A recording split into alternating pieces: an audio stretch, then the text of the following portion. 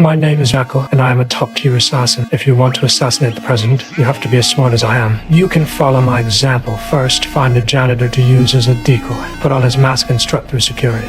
No one will give a quiet janitor a second glance. Once inside the building, I head straight to the storage room, pull out the gun from my bag, and the silencer is already in place. Even if security personnel appear, I don't panic. However, the main target, that bastard, was faster than I expected. He tried to escape, but can't outrun a bullet. However, I didn't kill him immediately. The noise drew police quickly to the scene. I had to act faster, escape to the roof, and toss a few smoke grenades from the edge. No one saw where they came from. Then I jumped down. The rope was already prepared. Seconds later, I landed and blended into the crowd. The one I spared wasn't the president, but his son. His child was taken to the hospital, and I knew he'd show up. Of course, the hospital was swarming with guards, but that didn't matter. I had the range advantage. I moved away from the crowd and chose a secluded spot. I took out the box. Inside was a custom sniper rifle, disassembled and hidden in various parts. I slowly adjusted the sights and fired a few test rounds to calibrate the 0 point. No one heard a thing. The target came into view, and I held my breath, waiting for the moment. One shot. Target eliminated. They call me the Jackal. You pay? I deliver.